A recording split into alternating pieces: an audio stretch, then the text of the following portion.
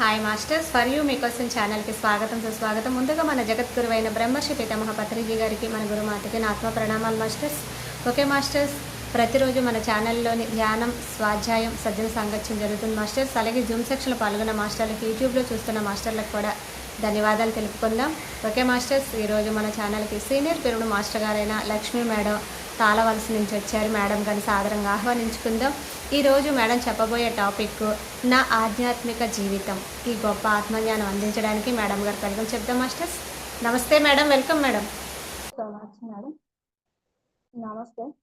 For you channel వారికి కూడా నా ఆత్మ ప్రణామాలు. పితామహ బ్రహ్మర్షి పత్రిజీ పాద పద్మాలకి శతకోటి నమస్కారములు. స్వర్ణమాల అమ్మకు కూడా శతకోటి నమస్కారములు. పిరమిడ్ మాస్టర్స్ అందరికి, హాస్టల్ మాస్టర్స్కి, డివైన్ బీయింగ్స్ అందరికి శతకోటి నమస్కారములు. Thank you so much madam. నా పేరు లక్ష్మి. నేను ప్రస్తుతానికి తాళ్ళవలసలో మేము ఉంటున్నాం. ఆనందపురం ఇక్కడ సాగరపు వలస ఈ మధ్యలో చాలా వలస ఉందన్నమాట. అటువైపు 6 లో గాజువాకలో ఉండేవాళ్ళం.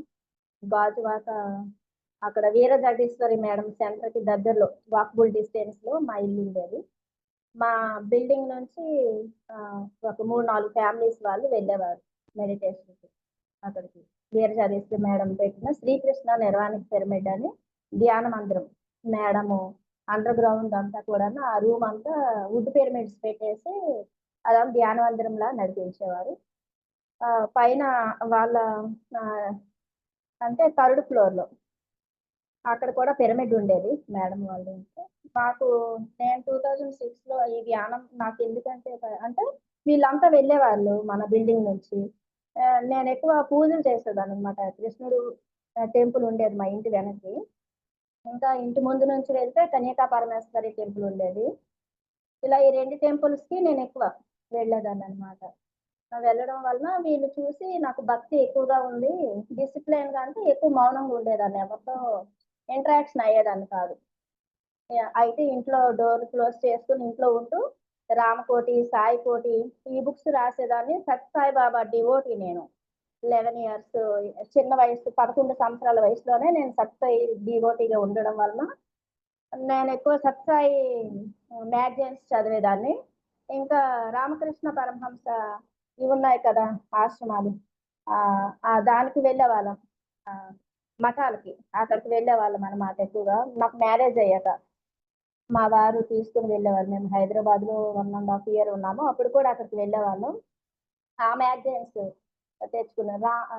రామకృష్ణ ప్రభ అని ఉంటది. ఆ మ్యాగజైన్స్ ఈ మ్యాగజైన్స్ నాకు ఎప్పుడు వస్తూనే ఉంటాయి ఇంటికి ప్రతి నెల.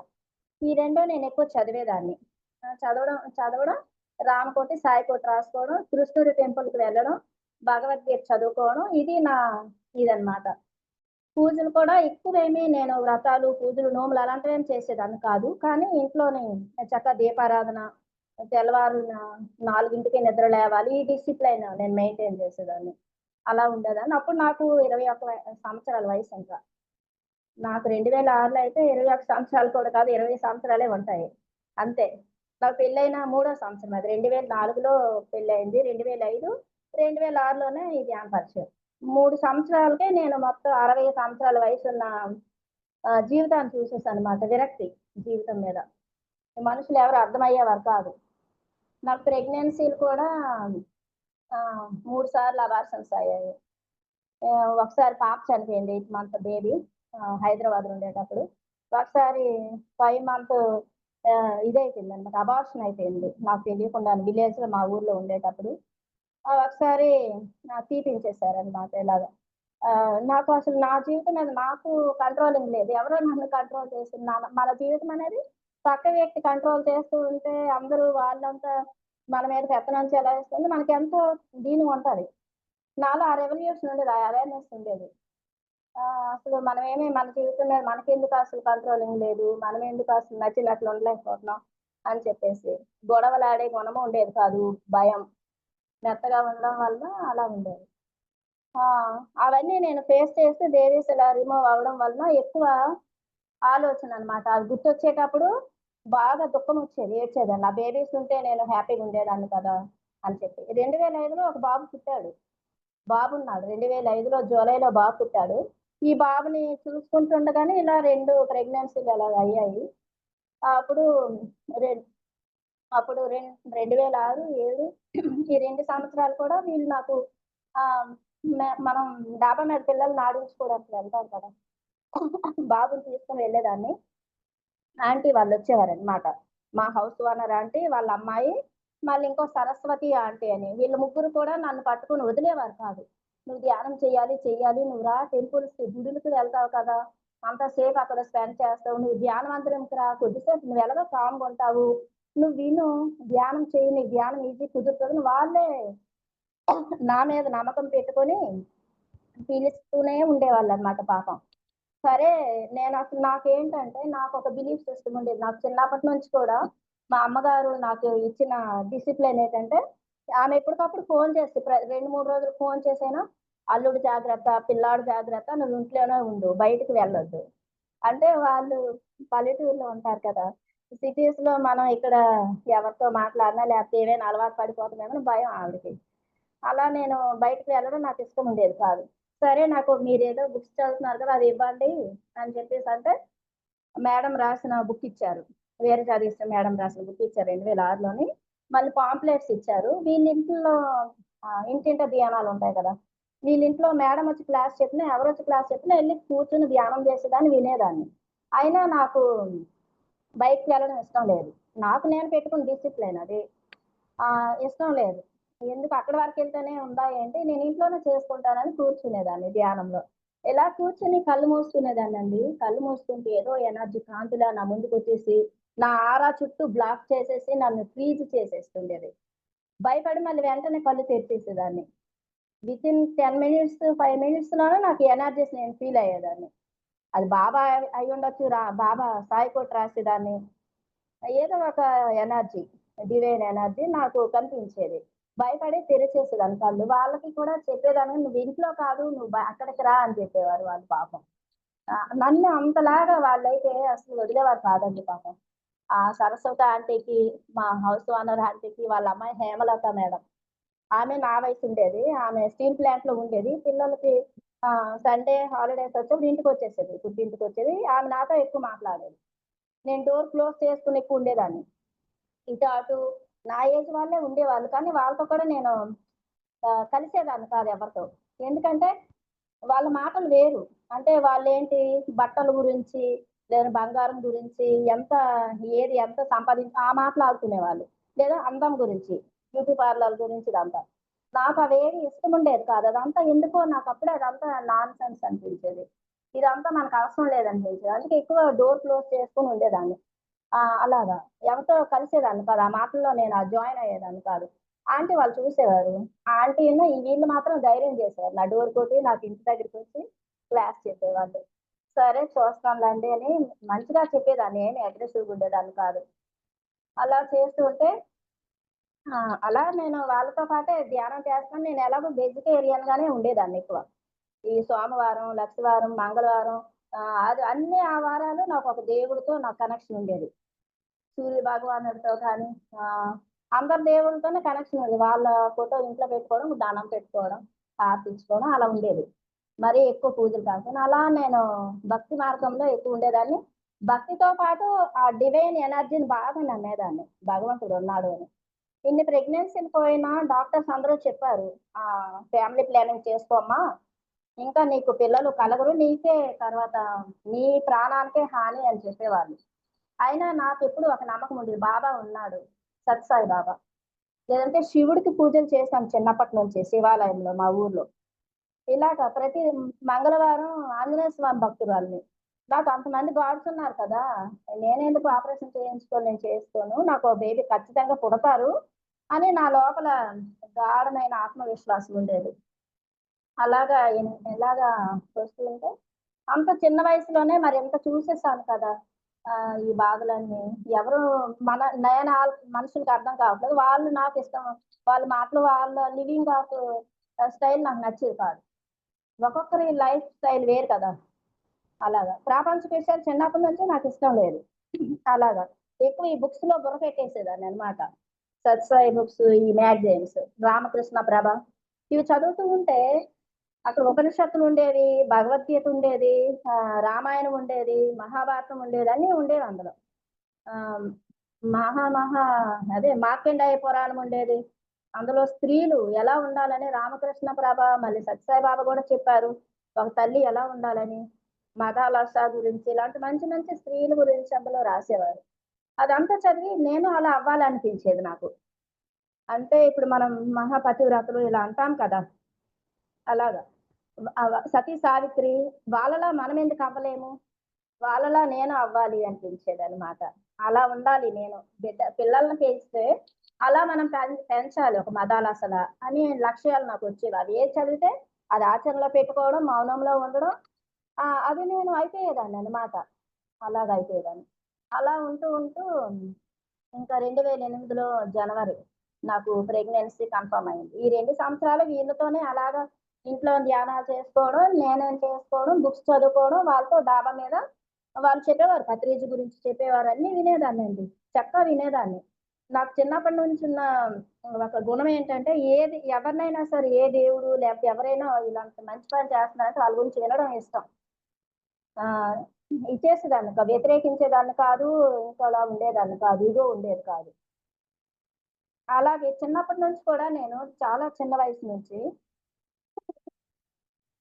కన్వర్ట్ కన్వర్టెడ్ క్రిస్టియన్స్ మా ఫ్యామిలీ వాళ్ళు కొంతమంది. నాతోటి చిన్న పిల్లలు ఒక 4, 5 సంవత్సరాల వయసు నుంచే. అలా నేను చర్చ్ కూడా వెళ్లి ప్రార్థనలు చేసేదాన్ని. ఆ బైబిల్ చదివేదాన్ని, నేను వాక్యం చదివేదాన్ని, ఆ పాటలు పాడేదాన్ని. వాళ్ళు ఏడుస్తూ ప్రార్థన చేస్తే నేను ఏడుస్తూ ప్రార్థనలు చేసేదాన్ని. ఇంటికొస్తే బాగా కొట్టేది మా పెద్దక్క. మనం చూస్తే శివ పూజలు, శివాలయం, రామాలయం, బాబా భజనలు ఇవన్నీ. నువ్వేంటి ఇలాగా ఈ ఆహ్, క్రిస్టియన్ దీనికి వెళ్తున్నావని చెప్పేసి. నాకదంతా తెలీదు. నాకు జీసస్ అంటే ఆయన దేవుడు. ఆ బైబిల్ చదువుతూ ఉంటే అద్భుతమైన జ్ఞానం ఉంది కదా! ఆ జ్ఞానం అంతా మనకు పనికొస్తది అని చెప్పేసి నేనలాగా వెళ్ళేదాన్ని. ఎన్ని తిట్లు తిట్టినా, కొట్టినా, ఏం చేసినా. నా పెళ్లయ్యే వరకు నేను ప్రార్థనలకెళ్ళేదాన్ని మా ఫ్రెండ్స్‌తో అలాగా.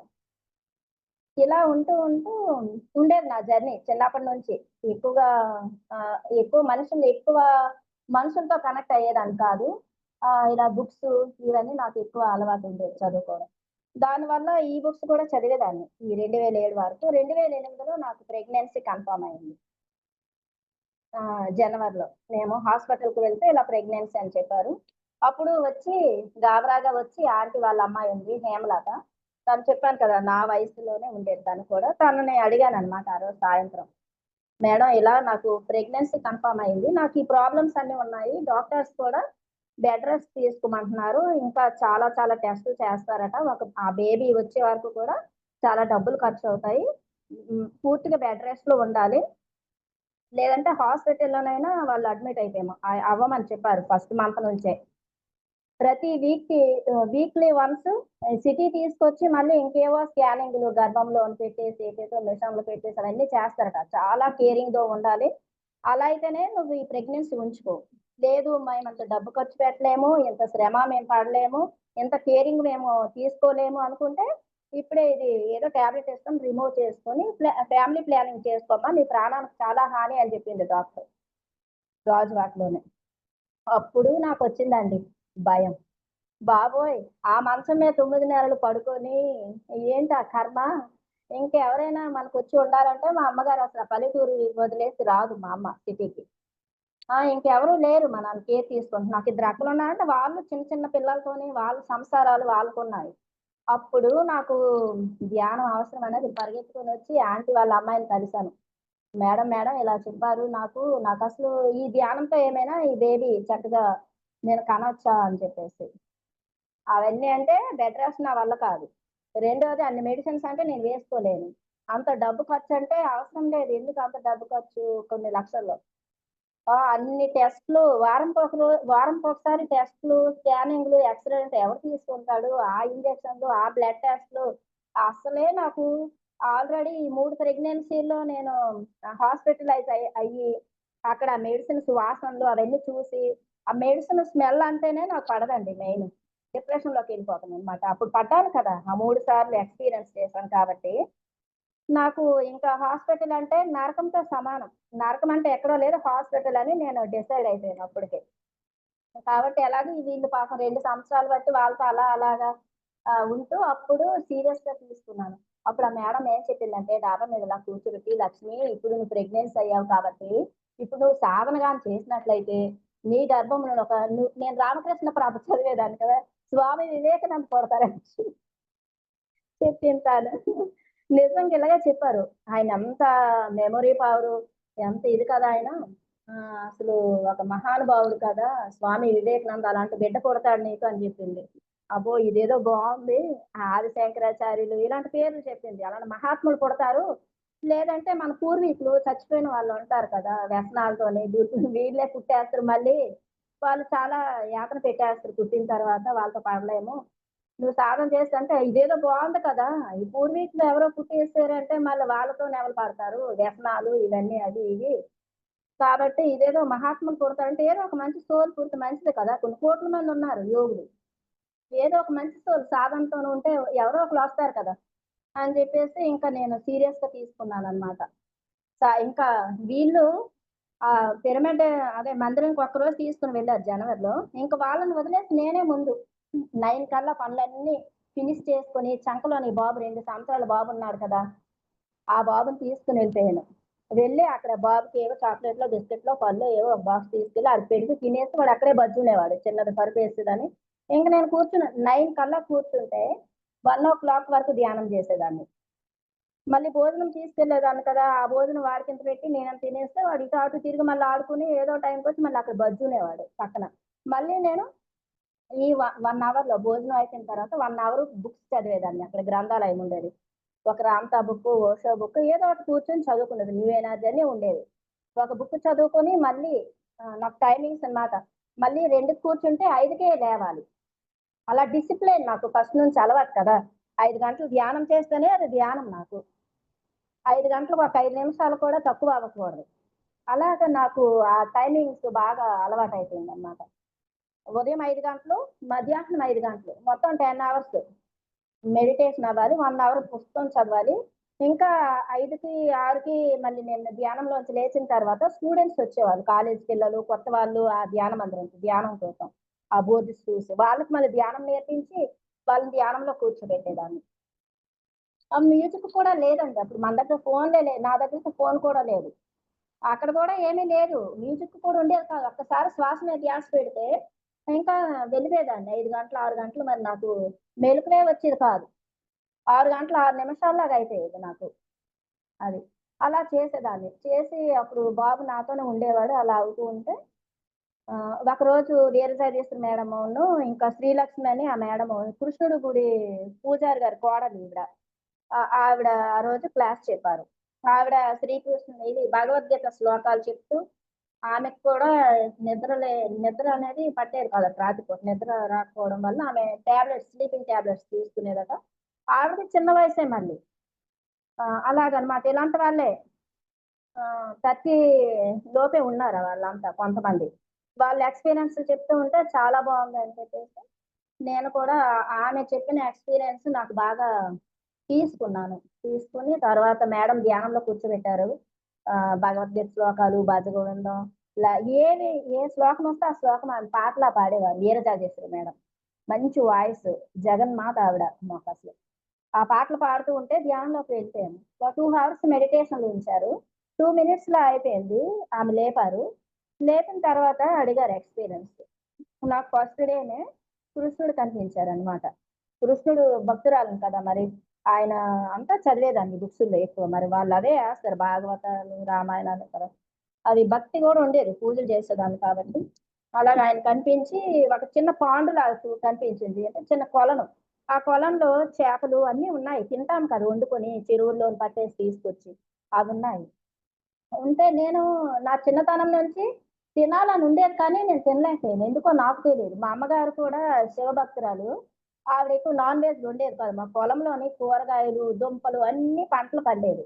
అవన్నీ తీసుకొచ్చి వంట చేసేది గాని తప్ప, మాంసాలెప్పుడు మా అమ్మ మాకు అలవాటు చేయలేదు. అసలు చేపలైతే నాకు వాసనే తెలీదు. తినాలని కోరుకుండేది. కానీ ఎందుకో తెలియదు. అవి నాకెప్పుడు టైం నా దగ్గరికి రాలేదు. అవన్నీ చూపించి తినాలని కోరిక లోపల ఉండిపోయింది కదా డిజైర్. అది తీసేయాలి. అప్పుడు ఆయన ఒక చిన్న 12 సంవత్సరాల పిల్లోడిలాగా ఫ్లూట్ వాయిస్తూ ఒక ఆడు చుట్టూ తిరుగుతూ ఆ చేపలు ఒక్కొక్కటి బయటకొస్తుంటే తీసేసి లోపల వేసేస్తున్నారు పెద్ద పెద్దవి. అప్పుడు అసలు ఖాళీ లేదు. అవన్నీ చేపలు, మట్ట కిడుసులు అంటాం కదా! అవన్నీ ఒకదానికొకటి అసలు ఇచ్చేసుకొని ఖాళీ లేదు పాండంతా. అబ్బా! ఎంత బాగున్నాయి ఇవి అనుకున్నాను. అప్పుడు ఆయన చూపించారు ఫ్లూట్. ఈ అన్ని జీవుల్లో నేనున్నాను అని చెప్పారు కృష్ణుడు. ఆయన ఎవరంటే నా అంతరాత్మలో నాకు లోపల నుంచి ఒక వాయిస్ వినిపించింది. ఆయన కృష్ణుడు, కృష్ణుడు, కృష్ణుడు అని 3 సార్లు. నాకు చెప్తుంది నా అంతరాత్మ. ఆయన కృష్ణుడు, కృష్ణుడు అని. అలా ఆ ఎక్స్‌పీరియన్స్ అది ఫస్ట్ డే వీరజాజి మేడంతో.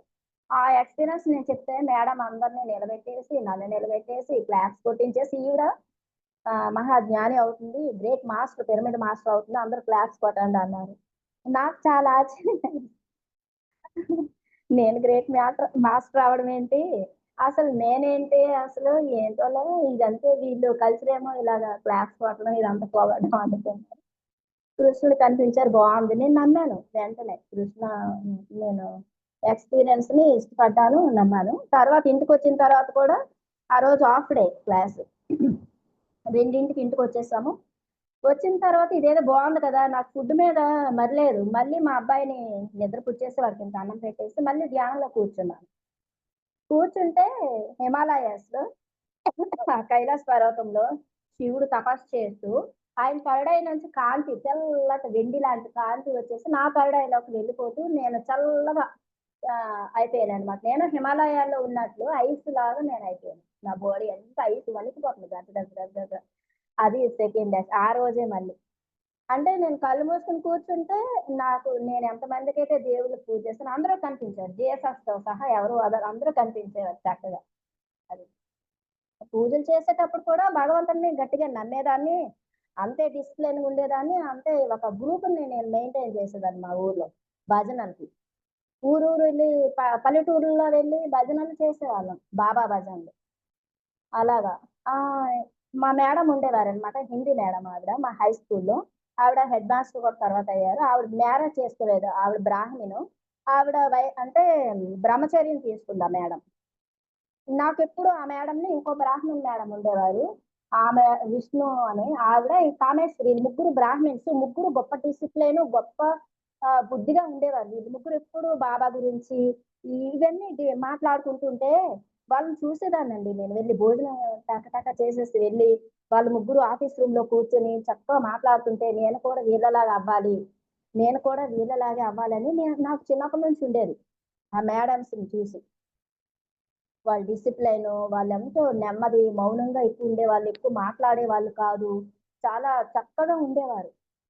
వాళ్ళ ముగ్గురికి నేనంటే ఇష్టమే మేడమ్స్‌కి. ఆ మేడమే మరి పుట్టపర్తి సాయిబాబాని నమ్ముకొని ఆమె బ్రహ్మచర్యంలో ఉండిపోయి, ఆ మేడం నేనెక్కువ పసుపు, కుంకాలు పెట్టుకునేదాన్ని కార్తీక మాసాల్లో. స్నానాలు చేసి 3 గంటలకు నిద్ర లేచి ఆ చిన్నతనంలోనే ఇవన్నీ పాదాల నిండా పసుపు రాసుకొని స్కూలుకి వెళ్తే మేడం చూసి, "నీకు భక్తి ఎక్కువలా ఉంది. ఇదిగో బాబా భజనలు చేస్తావా? మీ ఊర్లో ఒక గ్రూప్‌ని తయారు చెయ్యు. మేమొస్తాము" అని చెప్పేసంటే, సరే మేడం అని తీసుకున్నాను. 6థ్ క్లాస్‌లో. 5థ్ వరకు మా ఊర్లో ఉంటది కదా! 6థ్ నుంచి మేము పక్క ఊరికెళ్ళాలి. ఒక 5 కిలోమీటర్ల దూరం. నడుచుకుంటూ వెళ్ళేవాళ్ళం అక్కడికి. ఆరికతోటని. అక్కడ మేడం ఉన్నారు. ఆ మేడంతో నాకు ఇంటరాక్షన్. మేడంకి 3 శిష్యురాలిని అయిపోయాను. ఇంకా విపరీతంగా బుక్స్ చదివేదాన్ని బాబావి. మా ఇంటికి కూడా ఆమె అడ్రెస్ కట్టేసి ప్రతి నెల మా ఇంటికి మ్యాగజైన్ వచ్చేది. ఇప్పటికే ఆ పోస్ట్ మ్యాన్ అంటారు. మన ధ్యాన జగతి ఎళ్తది మా ఊరు, మా ఇంటికి. "అమ్మా! నీకు చిన్నప్పటి నుంచి నేను ఎన్నో బుక్స్ ఇలాగ ఇస్తూనే ఉన్నాను" అని చెప్పేసి అంటారాయన. Post man. అలా అన్నమాట. అలాగా ఇది నా జర్నీ 2008లో ఇంకా సీరియస్‌గా మెడిటేషన్ విపరీతంగా చేస్తూ ఉండేదాన్ననమాట.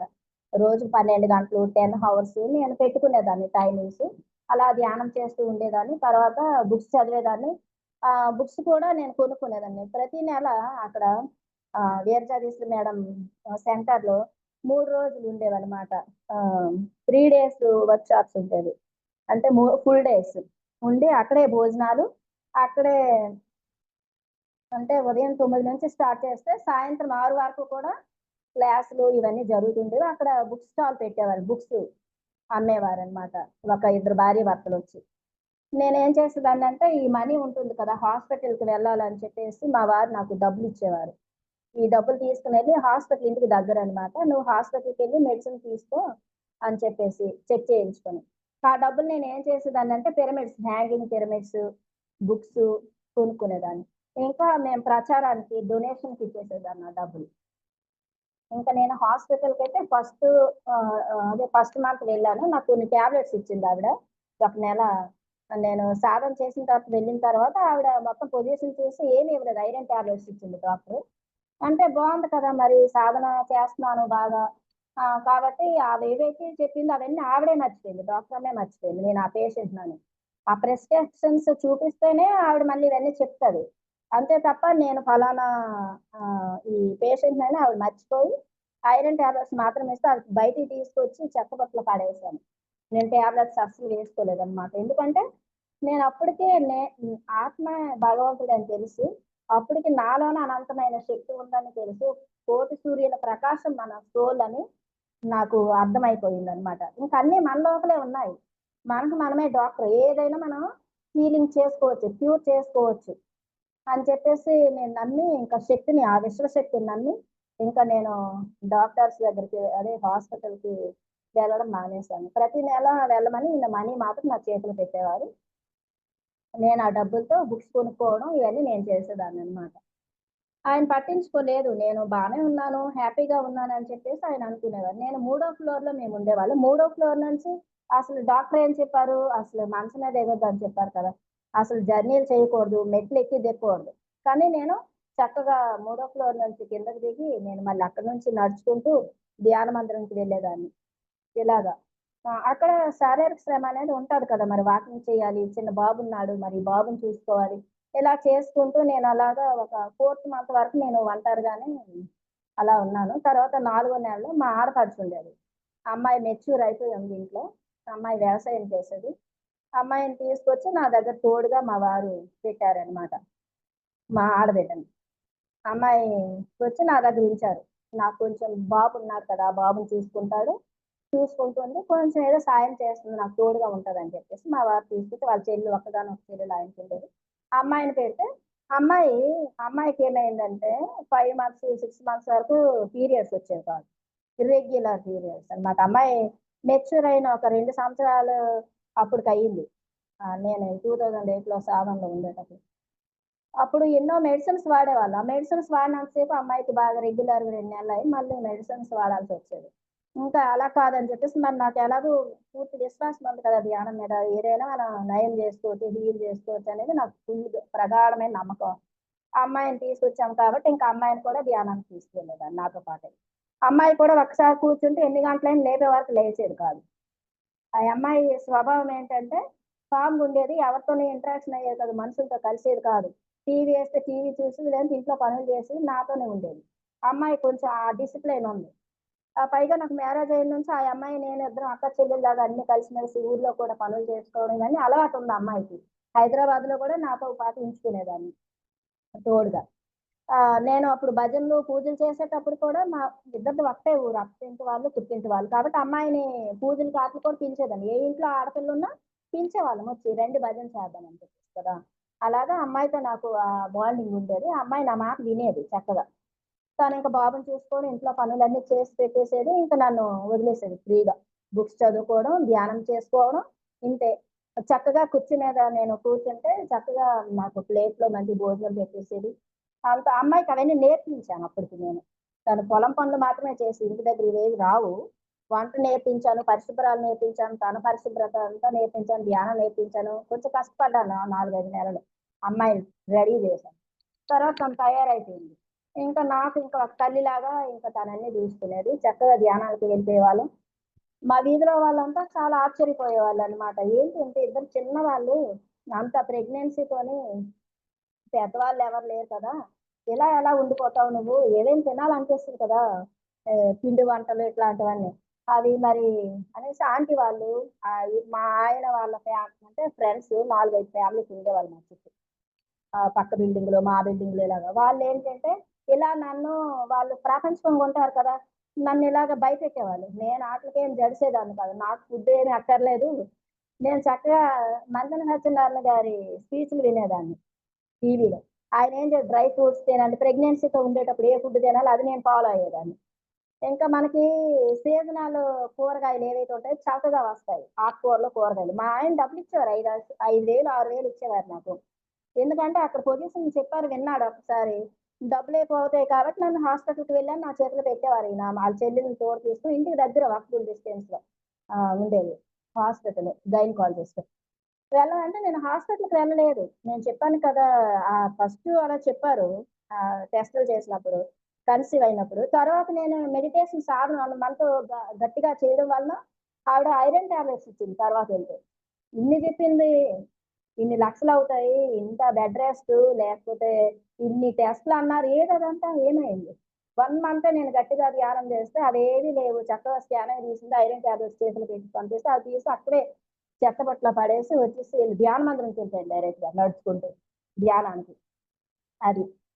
అంత అంటే ఆ డిటర్మినేషన్, ఆ పట్టుదల. పట్టు పట్టరాదు, పట్టి విడవగరాదు, పట్టు పట్టినని బిగే పట్టువాలి అంటారు కదా! అన్నట్టు అలాంటి పట్టు పట్టాననమాట. పూడిన పట్టులాగా ధ్యానాన్ని. 2 సంవత్సరాలు ఇంత కష్టపడ్డా. నా చుట్టూ తిరిపించుకున్నాను వాళ్ళని. తర్వాత వాళ్ళే కుళ్ళుకునేవాళ్ళు. అంటే, అమ్మో! లక్ష్మి ఏంటి 9 కల్లా హాజరైపోతుంది. సాయంత్రం 6, 8 వరకు కూడా ఉంటుంది ధ్యాన మందిరంలోని. వాళ్ళేమో క్లాసులప్పుడు మాత్రం వచ్చేవాళ్ళు. ప్రతిరోజు ఏదో ఒక గంట, 2 గంటలు ధ్యానం చేసుకొని వచ్చేస్తుండేవాళ్ళు. కానీ నేను చూస్తే ఎనీ టైమ్ అక్కడే ఉండేదాన్ని.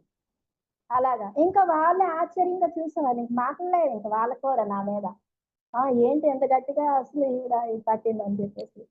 అలా వాళ్ళే నమ్మారు కూడా. "నువ్వొకసారి వచ్చావంటే నువ్వు వదలవు ఈ ధ్యానాన్ని" అని చెప్పి. అలా నేను చేసేదాన్ని. అలాగా మెడిసిన్స్‌కి నేనింకా హాస్పిటల్‌కి వెళ్ళలేదు టోటల్‌గా. మేడంని ఒకసారి అడిగాను వీరజాదేశ్వరి మేడంని. "అమ్మా డాక్టర్‌ని నమ్మాలా? ఇటు ఈ విశ్వమై ప్రాణశక్తి ఆ భగవంతుడిని నమ్మాలా?" అని అడిగాను నేను. "భగవంతుడే గొప్పవాడు కదమ్మా! శక్తే గొప్పది. డాక్టర్లకేముంది" అని చెప్పారు మేడం. అంతే కదా! అలాగా నన్ను మోటివేట్ చేశారు మేడం. మేడం అసలు ఏది చెప్తే అది నాకు ఆహ్, ఆచరణలో పెట్టేసేదాన్ని ఇంక గుడ్డిగా నమ్మకం. మేడం అక్కర్లేదని చెప్పేసారు తెలుసా? ఎన్నైనా చెప్పు. ఏ ఏడ్చినా గాని అసలవేవి ఏం గాదు. నువ్వు ధ్యానం చేస్తే ఏం కాదు. ఇక్కడ ధ్యానం చేసుకోవచ్చి పిరమిడ్‌లో అని చెప్పేవారు మేడం. ఇంకోటేం లేదు మేడం చెప్పేది. ఆవిడ అంత అద్భుతంగా అండి మోటివేట్ చేసేవారు. అంత అద్భుతంగా ఆమె పత్రిజీని నమ్మారు. ఒక జగన్మాత అన్నమాట ఆవిడ. అలా చెప్పారు. అలాగే నేను సాధన చేసేదాన్నింకా. 12 గంటలు సాధన అవ్వాలి. రోజుకి 24 గంటల్లో 12 గంటలు సాధన చేసేదాన్ని. తర్వాత బుక్స్ చదివేదాన్ని. ఇంకేముంది పని ఇంట్లో ఆడపడుచుంది కదా! అమ్మాయి చేసేది. మళ్ళీ అమ్మాయికి రోజు 4, 5 గంటలు ధ్యానం చేసుకునేది పిల్ల. ఇంక మా వారు ఉదయం వెళ్తే సాయంత్రం ఏ టైంకొచ్చేవారు. ఆయన ఇంక మమ్మల్ని పట్టించుకునేవాళ్ళు కాదు. బాగున్నామని చెప్పేసి. హ్యాపీగున్నారు వీళ్ళు. ఏదో ధ్యానం చేసుకుంటున్నారు. మా బిల్డింగ్‌లో వాళ్ళు కూడా ఉన్నారు కదా! ఆంటీ వాళ్ళు. ఓనర్ ఆంటీ వాళ్ళు. ఆయనకి అదొక నమ్మకం. మంచి వాళ్ళు సరస్వతి ఆంటీ ఇద్దరు భార్యాభర్తలు ఉండేవారు. పెద్దవాళ్ళు. 50, 60 సంవత్సరాల వయసున్న భార్యాభర్తలు. వాళ్ళు చాలా మంచోళ్ళనమాట. అంత మంచోళ్ళతో ఈమె ఉంది కదా! పర్వాలేదని ఆయన నమ్మకంతో వదిలేసారు. డబ్బులిచ్చేవారు కదా! 5,000, 6,000 ఇలా ఇచ్చేవారు ప్రతి నెల. ఇంకా మాకు ఇంటి మెయింటెనెన్స్‌కి ఇచ్చేవారు డబ్బులు. మేమేం చేస్తాం చవకగా వచ్చే కూరగాయలు, చవకగా వచ్చే ఆకుకూరలు కొనుక్కొని, చవకగా వచ్చే పళ్ళు అంటే సీజనల్ మాత్రమే. కొనుక్కొని డబ్బులన్నీ రూపాయి, రూపాయి దాచేసి హ్యాంగింగ్ పిరమిడ్స్ కొనుక్కునేదాన్ని. ఆ రోజున కాపర్ పిరమిడ్ అయితే 8,000 పెట్టి కొన్నాను. కాపర్ పిరమిడ్ అయితే ఇంకా ఎక్కువ శక్తి వస్తదని జెప్పేసి. అంత పిచ్చి ఉండేదన్నమాట నాకు పిరమిడ్స్ మీద నమ్మకం. హ్మ్. అది అంటే మన ప్రెగ్నెన్సీ కదా! కడుపు మీదకొచ్చేలాగా నేను హ్యాంగింగ్ చేసుకున్నాను బెడ్ మీద. హాల్‌లో కూర్చొని బుక్స్ చదువుతాను. అప్పుడప్పుడు అక్కడ రిలాక్స్ అవుతుంటే అక్కడ ఒక పిరమిడ్ పెట్టాను. ఇంకో కాపర్ పిరమిడ్ కొనేసి. అంత కాస్ట్ ఉండేవప్పుడు కాపర్ పిరమిడ్. మళ్ళీ 6x6 పిరమిడ్ ఒకటి పెద్దది కొన్నాను. అది ఎక్కువ రేటే. 10,000 ఇలా పెట్టి. ఇలాగా డబ్బులన్నీ దాచేసుకొని ఇలా చేసేదాన్ని. క్లాసులైతే అప్పుడు అక్కడ 2008లో చాలా పెద్ద పెద్ద వాళ్ళొచ్చి మారం శివప్రసాద్ సార్ వచ్చారు. జక్కా రాఘవరావు సార్ వాళ్ళొచ్చారు. వరలక్ష్మి మేడం ఇప్పుడు టీఎమ్స్ కాల్ సర్వీస్‌లో మేడం ఉన్నారు కదా! ఆవిడొచ్చి చెప్పారు. అందరి క్లాసులు వినేదాన్ని కూర్చొని. ఇంత కడుపేసుకొని. నన్ను చూసి ఈ పెద్దవాళ్ళందరూ ఉంటారు కదా! వాళ్ళ కోడల్ని, కూతుర్లు ప్రెగ్నెన్సీలతో ఉంటే తీసుకొచ్చేవాళ్ళు సెంటర్‌కి. నాతో మాట్లాడిపించేవాళ్ళు. లాభం ఏం లేదు. వాళ్ళు ఒక రోజు వచ్చేవారు. రెండో రోజు నుంచి వాళ్ళు ఇంక రామని పెట్టేసేవాళ్ళు ధ్యానంకి. ఆ ప్రెగ్నెంట్ తోని అంత డిటర్మినేషన్ తో డెడికేషన్ తో సాధన నేను మాత్రమే చేసేదాన్ని డిసిప్లైన్ తో. ఆ! అంత డిగ్నిటీ ఇంకా మేడం దగ్గర ఉన్నాం కాబట్టి ఎవరు వీరజాజేశ్వరి మేడంతో డిగ్నిటీగా ఉంటాం. ఇంకేమి మనల్ని ఏది టచ్ చేయదు నెగటివిటీ. అంత అద్భుతం. అన్నీ నాకు ఒక డిగ్నిటీ గాని, డిసిప్లైన్, డిటర్మినేషన్, డెడికేషన్‌తోనే ఆ సాధన చేసుకునేదాన్ని. ఇంక మా తమ్ముడు అన్ని గవర్నమెంట్ స్కూల్స్, కాలేజీల్లోనే మంచిగా చదువుకొనొచ్చాడు. డిగ్రీ అయిపోయింది. తనొచ్చాడు. తనింకా సెంటర్‌కొచ్చేవాడు. అంటే ఎంఎస్‌సి లేదంటే ఎంబీఏ ఇది టెస్ట్ రాయాలి అప్పుడు. ఆ సెట్టో ఏదో రాయాలి. ఆ పీరియడ్‌లో అక్కడ ఇంటి దగ్గరున్నాడు. మా దగ్గరికొచ్చాడు తమ్ముడు. తమ్ముడొస్తే తను కూడా బాబా భజనలు అవన్నీ నాతో పాటు చిన్నప్పటి నుంచి మా ఇద్దరం ఒకే 2 సంవత్సరాలు, 3 సంవత్సరాల వయసు గ్యాప్‌లో ఉంటాం మేమిద్దరం. బాగా క్లోజ్‌గా ఉండేవాళ్ళం మా ఇద్దరం చిన్నప్పటి నుంచి. తమ్ముడు నేనే అలాగా డిసిప్లిన్, మోటివేషన్ అన్నీ నేనే గైడెన్స్. నా మాట వినేవాడు. వాడు మెడిటేటర్ అయిపోయాడు. ఇంక వాడైతే వారమేసి రోజులు సెంటర్‌లోనే ఉండిపోయేవాడు. ధ్యానంలోనే. అంత తీవ్రంగా చేసేవాడు. ఇంకా తను సీక్రెట్ బుక్ ఇవన్నీ చదివేసి మంచిగా తను మేనిఫెస్టేషన్ చేసుకొని ఎంబీఏలో మంచి ఆంధ్ర యూనివర్సిటీలో ఫ్రీ సీట్ తెప్పించుకున్నాడు. తర్వాత ఇప్పుడు ఇన్‌కమ్ టాక్స్ జీఎస్టీలోని మంచి ఆఫీసర్ ఇప్పుడు. తను జాబ్‌ని కూడా మేనిఫెస్ట్ చేసుకున్నాడు మా తమ్ముడు మెడిటేషన్‌తో. ఇప్పుడైతే జో డిస్పెన్జా అలాంటి వాళ్ళ వర్క్‌షాప్స్‌కి తను అటెండ్ అవుతున్నాడనమాట. ఆ స్పీచ్‌లు వింటున్నాడు మా తమ్ముడు. అలాగా. మా ఆడపడుచుని, మా తమ్ముడిని మంచి మాస్టర్స్‌గా తయారు చేశాను. ఇంక ఇద్దరు పిల్లలు. మా పిల్లలు, నేను. ఇలాగ ఉన్నాం. ఇంకా నేను ఫస్ట్ డే నుంచే ఇంటికొచ్చి దేవుడు ఫోటోస్ అన్నీ తీసేసాను. ఎందుకంటే పూజ కార్డ్ సమాన స్తోత్రం శ్లోకం ఎక్కిపోయింది బుర్రకి. అన్నీ తీసేసాను. ఫోటోస్ అన్నీ తీసేసి ఒక బస్తాలో పెట్టేసి ఒక మూల పెట్టేసాను. అంతా తీసేసి ఇంక పూజలు మరిలేవు. ఇంక చాలు చేశాను పూజలు, భజనలు అన్నీ చేశాను. ఇంక అలిసిపోయాను ఇంక చాలు. ఇప్పుడు ప్రశాంతంగా హాయిగా రెస్ట్ తీసుకొని ధ్యానం చేసుకోవడమే. ఏ గుడికి ఇంక వెళ్ళట్లేదు. ఇంకెందుకు కృష్ణుడి గుడికి కృష్ణుడే మనకు కనిపిస్తున్నారు కదా ధ్యానంలో. అలాగా. అలా చేసేదాన్ని. ఇంక అవన్నీ తీసేసాను. పూజలన్నీ ఆపేసాను. వెంటనే ఇంక ఇంటికొచ్చి ఫస్ట్ డేనే మా వారికి చెప్పాను. నేను నాన్ వెజ్ వండను ఇంట్లో.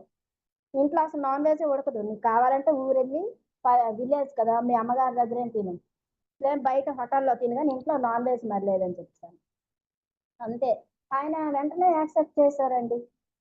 2008 ఇవన్నీ జనవరిలోనే జరిగాయి.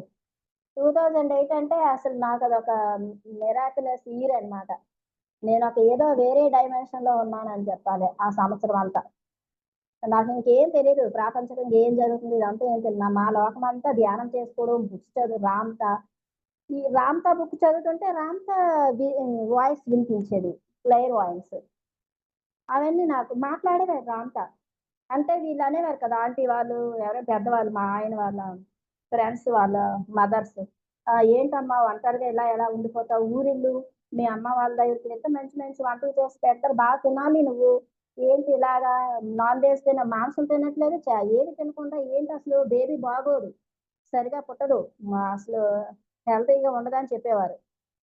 చెప్తే నేను పట్టించుకునేదాన్ని కాదు. వాళ్ళకి చెప్పినా అర్థం కాదు ధ్యానం గురించి. "మీరు ఒకసారి వచ్చి ధ్యానం చేయండి ఆంటీ. ఎందుకన్ని పూజలు చేస్తారని" చెప్పేస్తే ఆమె కొద్దిసేపు కూర్చొని ఏదో వెళ్ళిపోయేది. తర్వాత లోపల ఉంటాయి కదా! సబ్‌కాన్షియస్‌గా వాళ్ళు చెప్పేవి. నాకు కూడా వాళ్ళు చెప్పినట్లుగా ఒకసారి నాకు ఏవో బూరెలు తినాలనిపించింది. శనగపప్పు బూరెలు స్వీట్ అనిపించింది. మా ఆడపడుచు నేను ట్రై చేస్తే మొత్తం ఆయిల్‌లో కలిసిపోయాయి. ఏమి రాలేదు. అక్కడి నుంచి నేను ట్రై చేయడం మానేశాను. పోనీ ఆవిడొచ్చి వండి పెట్టేది కాదండి. కానీ ఊరెళ్ళిపోయి అమ్మ వాళ్ళ దగ్గర ఉండమని చెప్పేది నన్ను. ఒక్కరోజైనా ఒక గారె, బూరె వండి పెట్టింది లేదు. కానీ భయపెట్టేవాళ్ళు. చూడండి మనుషులెలా ఉంటారో. ఊర్లో ఎవరు లేరు కదా పెద్దవాళ్ళు. ఇక్కడ ఉంది పిల్ల అని చెప్పేసి ఏది పండించింది గూడా లేదు. కానీ మా మీద చాడీలు చెప్పుకునేవాళ్ళు వాళ్ళు కూర్చొని. చూడు చూడు ఎలాగ ధ్యానంకెళ్ళిపోతున్నారు. చూడు చూడు ఆడపడుచొచ్చి ఇంట్లో పనులు చేయలేదు. ఆ అమ్మాయిని కూడా కూర్చోబెట్టి నువ్విలా వదిన కింద గిన్నెలు తోమకూడదు, బట్టలు ఉతకకూడదు, ఇంటి పనులు నువ్వు చేయకూడదు. ఆడపిల్లంటే కుర్చీ మీద కూర్చొని చక్కగా మీరే సేవలు చేయించుకోవాలి. మా ఇళ్ళల్లో అలా జరుగుతదని చెప్పేవారట. అమ్మాయి తర్వాతొచ్చి వదిన ఇలా చెప్తున్నారు వీళ్ళు అని చెప్పేది. నేను ఇంటికొచ్చిన తర్వాత. అలాంటివన్నీ నమ్మొద్దు. ఇదంతా కూడా మనల్ని యూనివర్స్ మనల్ని ఇలా కలిపింది. మనం పైన ఇదంతా ప్లాన్ చేసుకొని వచ్చాం ఇద్దరం కూడాను. ఒకరి నుంచి ఒకరు నేర్చుకోవడానికి. నా నుంచి నీకు జ్ఞానం అందుతది. నీ నుంచి నాకు ఈ సహాయం అందుతుంది. ఇది మనం మెయింటైన్ చేద్దామని చెప్తే ఆ అమ్మాయి ఓకే అని చెప్పింది. ఇంక అక్కడి నుంచి ఆళ్ళ దగ్గర మానేసి డోరేసుకొని ఇంట్లో పనులన్నీ చేసుకొని అక్కడ ధ్యాన మందిరంకొచ్చేసేది. మధ్యాహ్నం చక్కగా వేడి వేడి భోజనం పెట్టేది. పప్పు, ఆకుకూర ప్రతిరోజు ఒకటుంటది. ఒక ఫ్రై ఉండేది. చక్కగా మేము పెరుగు ఉండేది. చక్కగా ఈ మంచి ఏవైనా అప్పడాలు ఇలాంటివి. ఎంత మంచిది అసలు కడుపు నిండిపోయేది. ఇంకా చాలా ఈ ఫుడ్డు. వాళ్ళు ఏవేవో చెప్పేవారు. అది మేము వినేవాళ్ళం కాదు. ఇదే నా ఫుడ్ అంతా. సాయంత్రం మళ్ళీ డ్రై ఫ్రూట్స్ ఇవన్నీ చక్కగా డబ్బులు బాగుండేవి చేతి నిండా. తెచ్చుకునేదాన్ని. పిస్తాలు, జీడిపప్పు, బాదం పప్పులు అన్నీ నేను ఎండు ఖర్జూరం అన్నీ చక్కగా కొనుక్కొని తెచ్చుకొని మా వారే కొనుక్కోమనేవారు. ఫుడ్ ఎంతైనా ఆయన పెట్టేవారనమాట. అలాగా ప్రెగ్నెంట్‌తో ఉన్నాను కదా! అని చెప్పేసి. అలా తినేదాన్ని. చూస్తే మా అబ్బాయి ఇలా నేను ఈ అనుభవాలు ఇవన్నీ పక్కన పెట్టి వీళ్ళు భయపెట్టిన దానికి చెప్తున్నాను. 5 కేజీలండి కడుపులో పెరిగాడు పిల్లోడు. ఎంత మిరాకిల్ తెలుసా? నేను మంచినీళ్ళు తాగేదాన్ని. పిరమిడ్ కింద ఒక వాటర్ బీమర్ కొన్నాను. Water Beamer. వాటరు మీద పెట్టేసి ఫిల్టర్ మీద ఎనర్జీ ఎళ్ళాలి. ఆ నీళ్లు తాగేదాన్ని. హ్మ్. అంతా పిరమిడ్. ఇంటి నిండా పిరమిడ్‌లు. మా వారు అడిగారు, "ఏంటి ఇవి గొడుగుల్లా ఉన్నాయంటే" "అది ఇస్తారులే అక్కడ ధ్యానంకెళ్తే ఫ్రీగా" అని చెప్పేదాన్ని. అంతే. అంతా అబద్ధమే. అబద్ధం చక్కగా చెప్పేసేది. అసలు నాకెంత భయమండి. ఇంట్లోంచి బయట అడుగు పెట్టడానికి భయం. పక్కింటోళ్ళతో మాట్లాడితే భయం. ఆ భయాలన్నీ ఎటెళ్ళిపోయి మా ఆయనతో గూడా చక్కగా హాస్పిటల్‌కి వెళ్ళట్లేదు. మందులు చక్కగా వాడుతున్నానని చెప్పేసి కనిపించేదాన్ని ఎనర్జిటిక్‌గా మంచిగా మనిషిని. కనిపిస్తే ఆయన బావుంది. మెడిసిన్స్ ఇంజెక్షన్‌లని చేయించుకొని మెడిసిన్స్ మింగేస్తుందేమో. ఏవో పౌడర్‌లు తాగేస్తుందేమో. ఎంత బావుంది. పింక్ కలర్‌లో అయిపోయి ఇంత పెద్ద పొట్టనమాట. ఇద్దరు పిల్లలున్నారేమో అన్నట్టుండేది. మనిషిని బయటకి చూస్తేనే అంత గంభీరంగుంటే ఇంకేం డౌటొస్తదండి ఇంట్లో వాళ్ళకి. బావున్నాను కదా! అది. మేము హ్యాపీగున్నాం. నీకేమి అసలు వర్రీ వద్దు. నువ్వు హ్యాపీ నీ జాబ్ నువ్వు చేస్తా అని చెప్పేసేదాన్ని. ఇటువైపు ఎక్కువ మాట్లాడితే ఇవన్నీ చెప్పాల్సొస్తుంది కదా! తెలిసిపోతాయేమో అని చెప్పేసి. అలాగా. పిరమిడ్స్ అన్నీ ఫ్రీగా ఇస్తున్నారు. బుక్స్ చూసేవారు. ఈ బుక్స్ ఎక్కడ అనేవారు. అక్కడ ఆ బుక్స్ కూడా చదువుకోమని ఇస్తారని చెప్పేదాన్ని. అన్నీ నేనే కొనుక్కునేదాన్ని డబ్బులు పెట్టి. అక్కడ గ్రంథాలయంలోనే తెచ్చుకొని చదివితే నాకు ఇది ఇష్టం లేదు. నాకు బుక్ ఉండాలి. ఆ మాస్టర్ నాతో ఉండాలి మా ఇంట్లో. ఓషో బుక్స్ ఇప్పుడుంటాయి నా దగ్గర. ఒక 15 బుక్స్ ఉంటాయి. ఓషో బుక్స్. అప్పటి నుంచి కొనుక్కున్నవి. రామ్తా బుక్కు. ఇంకా రామ్తావి తెలుసు కదా! ప్రేమ కానుక ఇవన్నీ. ఇలాగా టార్కామ్ సెరైడారియన్ బుక్స్ 6 బుక్స్ ఉన్నాయి నా దగ్గర. ఇలాగా న్యూ ఎనర్జీ, అసెన్షన్ ఈ బుక్స్ అన్నీ ఇంకా నక్షత్ర మిత్రులు. అప్పుడే చదివేదాన్ని ప్రెగ్నెన్సీతో ఉండేటప్పుడు. ఇవన్నీ చదువుకుంటూ ఈ బుక్స్ అన్నీ ఇంటికి తెచ్చుకొని అంతా మా వారడిగితే ఇవన్నీ అక్కడ ఫ్రీగా ఇస్తారని చెప్పేసేదాన్ని చక్కగా. నాకు తెలుసు. నాకు వీటి వాల్యూ తెలుసు. ఈ బుక్స్ జ్ఞానం. మనకి జ్ఞాన సంపద అనేది మనం సంపాదించుకోవాలి తప్ప, ఈ ప్రాపంచిక సంపదలనేవి మనతో రావు కదా! మన ఆత్మతో మనతో ఎప్పుడూ శాశ్వతంగా ఉండేది ఈ జ్ఞానం. ఆత్మ జ్ఞానం ఒకటే మనల్ని జన్మ జన్మలకి కూడా మనకు ఉపయోగపడుతుంది. మన జీవితానికి. ఈ ప్రాపంచికమైన డబ్బు, బంగారం ఇంకేవైనా కానీ మనం ఎన్ని సంపాదించుకున్నా, మన తదనంతరం ఎవరో తింటారు గానీ అవేం పైలోకాలకొస్తాయా? మన ఆత్మకేం ఉపయోగపడతాయా? నెక్స్ట్ జన్మలకేమైనా మనల్ని ఉద్ధరిస్తాయా? అని నాకప్పుడే వైరాగ్యం వచ్చేసింది. నాకు శాశ్వతం ఏదో, అశాశ్వతం ఏదో నాకు తెలిసిపోయింది. ఇలాగ. ఇలా నేను మెడిటేషన్ చేస్తుంటే మా అబ్బాయి నాలుగో నెల ఫోర్త్ మంత్ నుంచండి బాబు కనిపించేవాడు. నేనింక ధ్యానంలో ఒకసారి కూర్చుంటే పా ఒక 15 మినిట్స్‌లోనే బాబు. ఎంత చక్కటి బాబు తెల్లగా బుగ్గలు, ఎంత బుజ్జిగా పింక్ కలర్‌లో అంత అద్భుతంగా ఉండేవాడంటే ఒక క్రిస్టల్ లాగా మెరుస్తూ ఉండేవాడు బాబు గోల్డెన్ కలర్‌లో అలాగా. అబ్బాయి నా చుట్టూ ఆడుకునేవాడు. ఇలా నేను ధ్యానంలో కుర్చీలో ఉండేదాన్ని పిరమిడ్ కింద. నా చుట్టూ ఆడుకుని, నా కాళ్ళ దగ్గరే ఆడుకుని, నాతోనే ఉంటూ, నాతోనే అలాగా నన్నే స్పర్శిస్తూ అలా ఉండేవాడు బాబు. చుట్టూ ఆడుకునేవాడు. నాకు కనిపించేవాడు.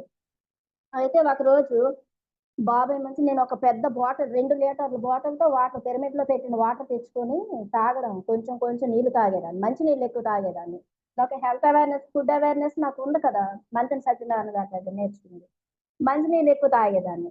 తాగుతూ ఉంటే ఒకరోజు నేను 5 గంటలు అయిపోయింది. ఆరో గంటకి కూడా ఇంక నేను ధ్యానం నుంచి లేవలేదు. మధ్యాహ్నం టైం అయిపోతుంది ఫుడ్‌కి కానీ లేవట్లేదు. బాబు ఆ రోజు నుంచి అంతా బాటిల్ చిన్న బాబు.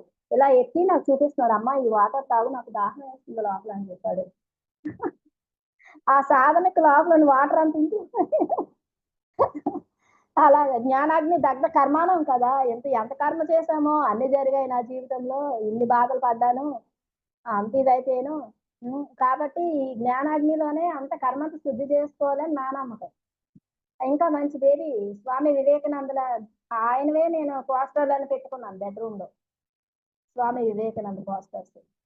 ఆయనే చూసేవారు. సేమ్ అలాగే బాబు పెదవులు కానీ అందము అంతా అలాగే ఉన్నారు. కనిపించేవాడు 4 నెలల నుంచే. అలాగా. ఒకరోజు ఏమైంది 6 మంత్‌లోనే నాకు ప్రెగ్నెన్సీ‌లో అబార్షన్ అవ్వడం జరిగింది కదా! అంతకుముందు.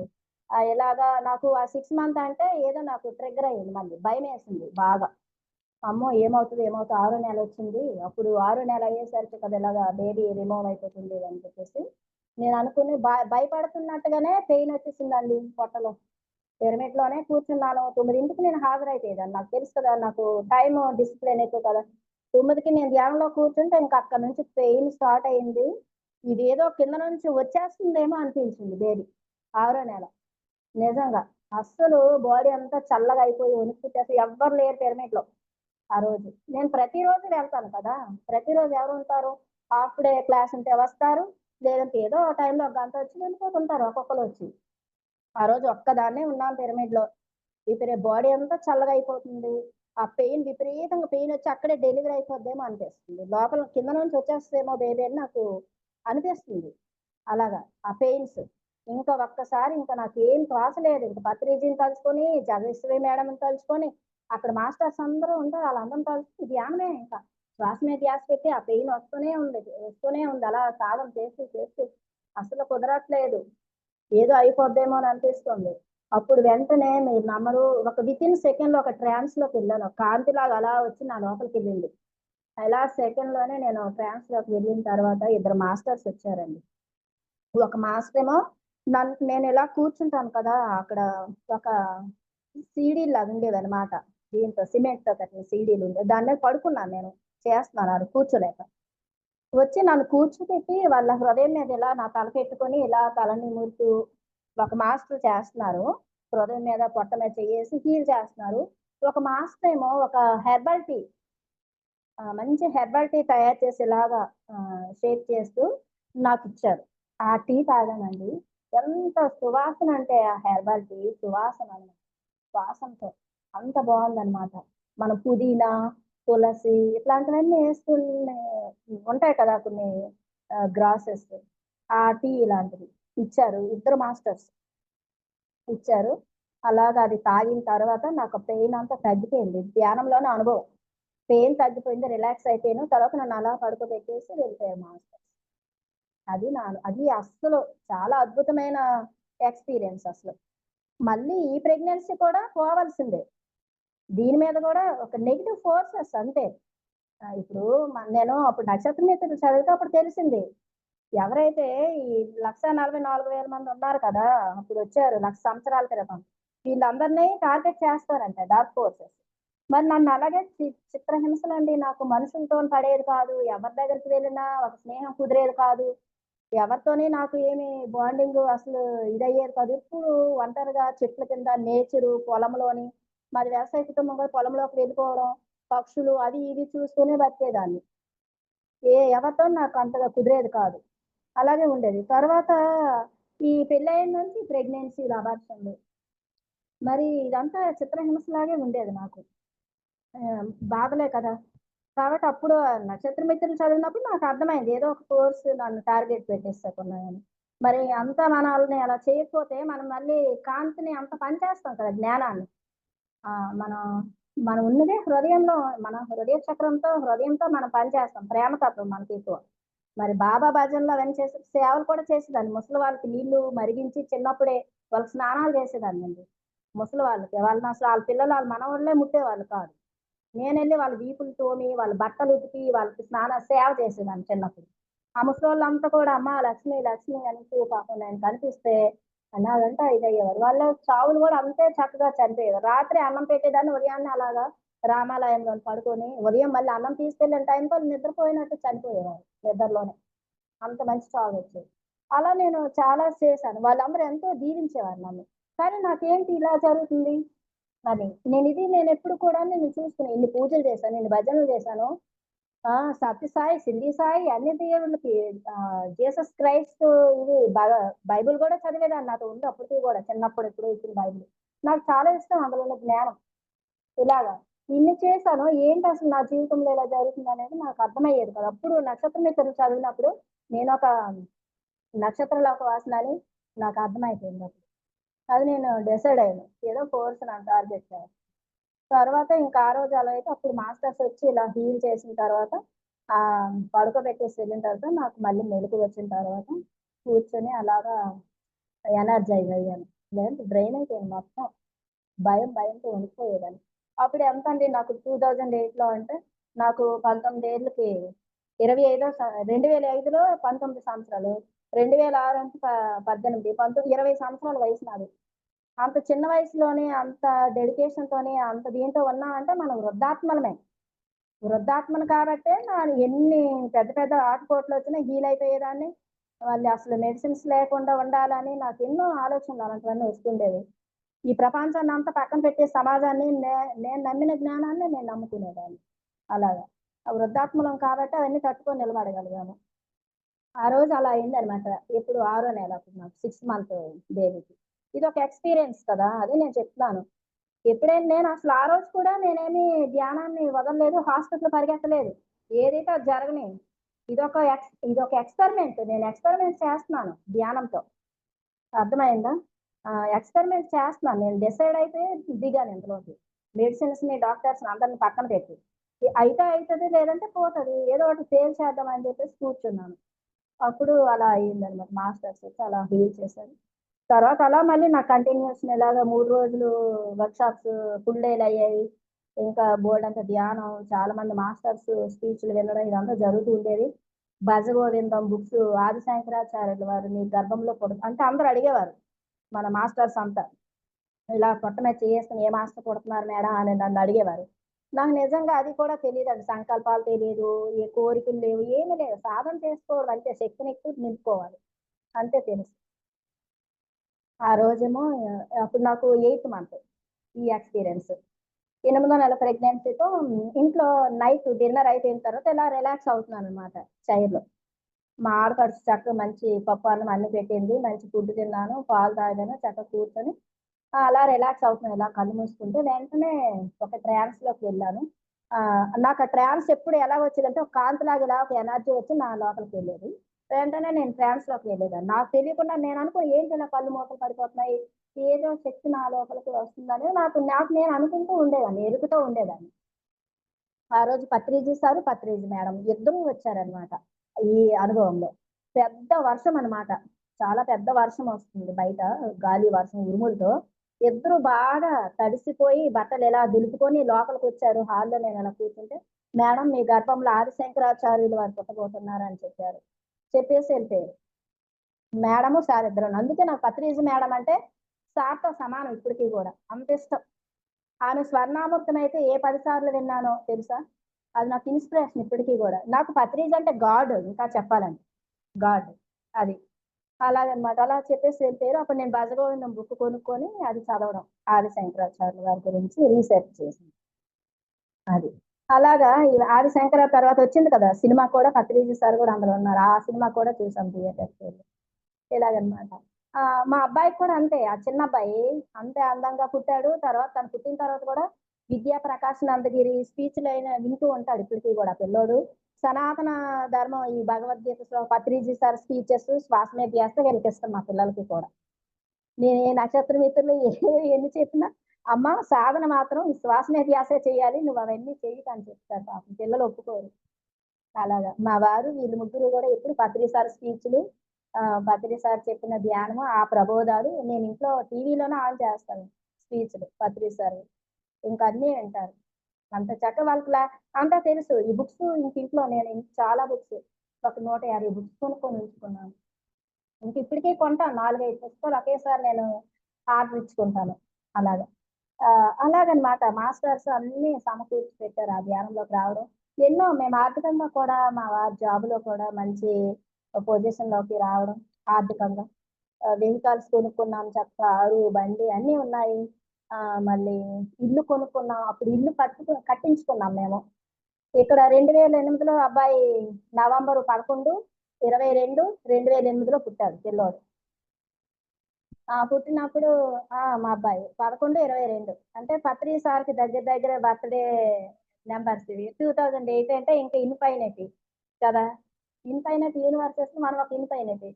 అనంతం కదా! మన ఆత్మ అనేది అనంతమే అనంతం ఆత్మ. కాబట్టి అనంత అంటే 2008 అంటే అంత మిరాకిల్ ఇయర్ అని నేను నమ్ముతాను. 8ని 8 అంటే ఇన్ఫైనైట్ అది. అలాగనమాట. 11/22న ఈ అబ్బాయి పుట్టాడు. చక్కగా 5 కేజీలు బాబున్నాడు. నాకు 9వ నెలలో కనిపించేవాడు ఫ్రీక్వెంట్‌లీగా. ఇంత చిన్న పాదాలు, చేతులు ఇలా పాదాలు కనిపించేవి. అంటే అబ్బాయి ఎదురు కాలుతో ఉన్నాడు. ఈ ఎదురు కాలుకి ఒక ఇదుంది. ఎక్స్‌పీరియన్స్ చెప్తాను. మారం శివప్రసాద్ సారు క్లాస్ చెప్పారండి. నేనప్పుడు 8థ్ మంత్‌లో ఉన్నాను. ఆ క్లాస్ ఆయన చెప్పడం ఆ రోజు. ఫుల్ డే 3 డేస్ క్లాస్‌కి ఆయన ఆ రోజు మేడం బుక్ చేశారాయన్ని. 3 రోజులు ఆయన అక్కడే ఉండి క్లాసులు చెప్తూ ఉండేవారు. ఆయన ఎక్కువ సనాతన ధర్మం, భజగోవిందం ఇదే ఎక్కువ చెప్పేవారాయన. భగవద్గీత గురించి కానీ, ఇలాంటి మంచి మంచి అవన్నీ చెప్పేవారు. చెప్తూ ఉంటే ఆది శంకరాచార్యులు అంటే ఎవరు? భజగోవిందం ఆయన చెప్తుంటే నాకు ఆలోచన వచ్చింది ఆ రోజు. అసలు ఈయనెవరు ఆది శంకరాచార్యులు? ఇంతమంది దేవుళ్ళని చూసేసాను కానీ ఆది శంకరాచార్యులు తెలీదు నాకు. అయితే ఆయనెవరబ్బా! ఆయనే ఇవన్నీ శక్తిపీఠాలు అవన్నీ ఆయనే కదా ఇది చేశారు. మళ్ళీ కనకధార స్తోత్రం ఆయన నుంచి వచ్చింది. ఈయనని చెప్తూ ఉంటే నేను ఎవరో అనుకుంటున్నాను మనసులో. అయిపోయింది. మళ్ళీ అన్నారాయన, నా గర్భంతో నేను ప్రెగ్నెన్సీతో ఉన్నాను కదా! మరి నన్ను చూసి ఆయన ఉద్దేశించి అన్నారేమో, యోగులు కా కాళ్ళు భూమి మీద పెట్టి గర్భంలోంచి బయటకొస్తారు.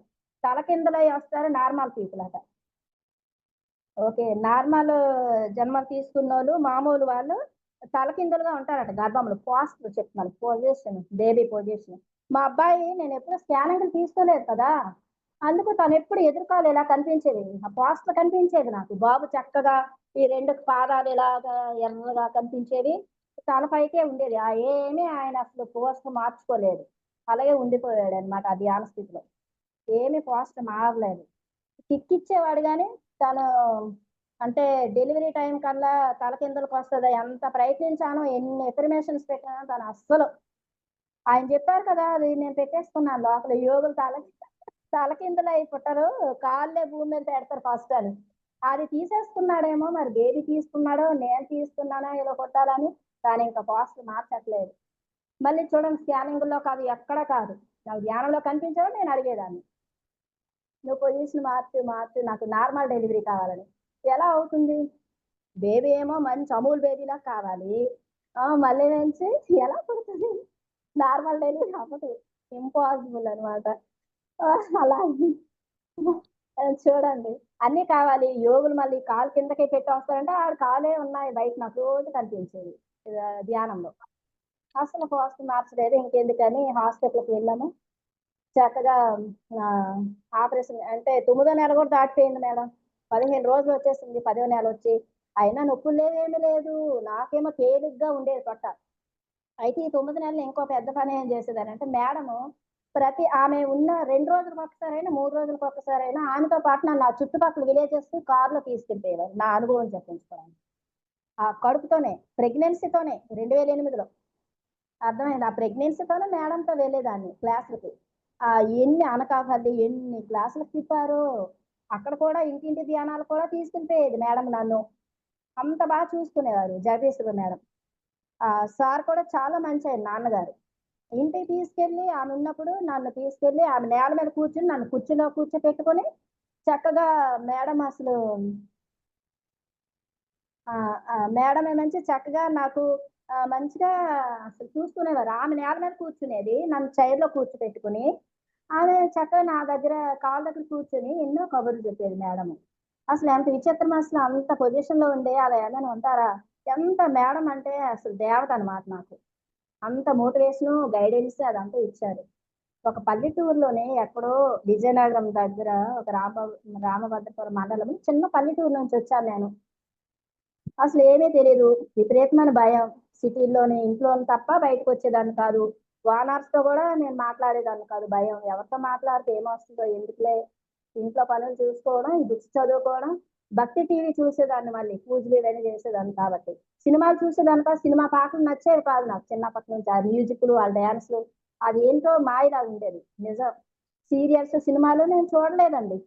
2009, 10 వరకు నేనేం చూడలేదు. తర్వాత మా పిల్లలు కొంచెం పెద్దయ్యే కొద్దీ మా వారు సినిమా థియేటర్‌కి తీసుకెళ్ళేవారు పిల్లల కోసం. అప్పుడు థియేటర్‌లో సినిమాలు చూడడం తప్ప, ఆ సినిమా గాని బాలేదనుకోండి ఇంకా ఆయనకి పడేవి తిట్లే. ఏదో మెసేజ్ ఓరియెంటెడ్ అయితే పిచ్చి పిచ్చి సినిమాలకు తీసుకెళ్ళకు పిల్లలు పాడైపోతారని పెట్టేదాన్ని. అంత డిసిప్లైన్ ఉండేదాన్ని. మరి మా వారికి కూడా కష్టమయ్యేది నన్ను తట్టుకోవడానికి. ఏదైనా అంతే, ఏదైనా ఇది బాలేదంటే సరి చేసే వరకు ఊరుకోననమాట. సరిగ్గా ఉండాలి. మన ధర్మాన్ని నమ్ముకుని ధర్మంగానే ఉండాలి. సత్యమైతే సత్యంలోనే ఉండాలి. ఇంకా అటు ఇటు ఎందుకు అని చెప్పేసి. కర్మలు పెంచుకోవడం ఎందుకు మళ్ళీ వాటిని అంతే కదా! అడుస్తొక్క నేల కాలు కడగ నేల అన్నట్టు. ఇలాగా నేను ఇలా ఉండేదనమాట. 2008లో చక్కగా అబ్బాయి ఈ డేట్‌లో పుట్టాడు.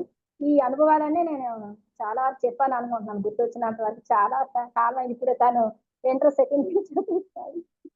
అబ్బాయి అయితే విజ్ఞాన్‌లో చదివేవాడు. దువ్వాడ విజ్ఞాన్‌లో. నేను అక్కడ సైట్ తీసుకొని ఇల్లు కూడా కట్టించుకున్నాం పెద్దది. అప్పుడు 2011, 12 ఆ టైంలో. ఆహ్, ఎక్కడైనా గెయిన్ చేసుకోవచ్చు గానీ, అనుభవాలైతే నా అనుభవం ఇంకొకరు చెప్పలేరు కదా! ఇంకేమో అవునవును. ఈ ప్రెగ్నెన్సీలు వీళ్ళందరికీ నేనింకా 2009 నుంచే స్టార్ట్ చేశాను. ఇంక నేను హాస్పిటల్స్‌లో గైనకాలజిస్ట్ ఉంటారు కదా! అక్కడికెళ్ళి పర్మిషన్ ప్రెగ్నెన్సీలకి ధ్యానం చెప్పేదాన్ని. అన్నింటిలోనే ధ్యానం చెప్పేది. గుడుల్లో ధ్యానం చెప్పేదాన్ని. మా ఊర్లో విలేజెస్‌లో వెళ్లి ధ్యానం చెప్పడం, మా ఊర్లో ధ్యానం చెప్పడం. ఇవన్నీ మేడంలు కూడా దీర్ఘాదేశ మేడంని కూడా మా ఊరు తీసుకెళ్ళి ధ్యానం చేపించాము. తర్వాత అక్కడ పిరమిడ్ కూడా వచ్చింది. మా ఇంటి పైన ఒక పిరమిడ్ ఊర్లో కట్టించామప్పుడు. రామాలయంలో నేను చిన్నప్పటి నుంచి పూజలు చేశాను కదా! రామాలయంలో కూడా ఒక పోర్షను పిరమిడే ఉందిప్పుడు. హ్మ్. Okay madam. ఆ! అలాగా పెద్దగా రామాలయం కట్టించారు కొన్ని కోట్లు పెట్టి. అందులో ఒక పోర్షన్ ఇచ్చేసారు. నా భక్తి మరి వాళ్ళకి తెలుసు కదా ఊర్లో. అలా అన్నమాట. ఆ! ఏది చేసినా కరెక్టే చేస్తది అని చెప్పేసి ఆ పిరమిడ్ గూడా ఆహ్, వచ్చింది. అలా అన్నమాట. హ్మ్. ధ్యాన ప్రచారం ఇప్పటికి జరుగుతూనే ఉంటది. కొత్త కొత్త వాళ్ళకి చెప్పాలని. స్కూల్స్, కాలేజెస్‌లో నేను చెప్పేదాన్ని. Thank you madam. Thank you so much madam. For you మీకోసం మన ఛానల్‌కొచ్చి ఎంతో గొప్ప ఆత్మజ్ఞానం అందించిన మాస్టర్లందరికీ, లక్ష్మి గారికి, విజయశ్రీ గారికి ధన్యవాదాలు తెలుపుకుందాం మాస్టర్స్. అలాగే మాస్టర్స్ ప్రతినిత్యం ఎరుకతోటి ధ్యానం, స్వాధ్యాయం, సద్గురు సాంగత్యం చేద్దాం మాస్టర్స్. అందరి చేత చేయిద్దాం. మాస్టర్స్ వైజాగ్‌కి మెగా పిరమిడ్ రావాలని పరమ గురువుల కోరిక, పత్రి గారి కోరిక, పత్రి మేడం కోరిక మాస్టర్స్. మనం అందరం సంకల్ప ధ్యానం చేసి వైజాగ్ మెగా పిరమిడ్ వచ్చేలా చేస్తాం masters. Thank you masters. Thank you. Thank you.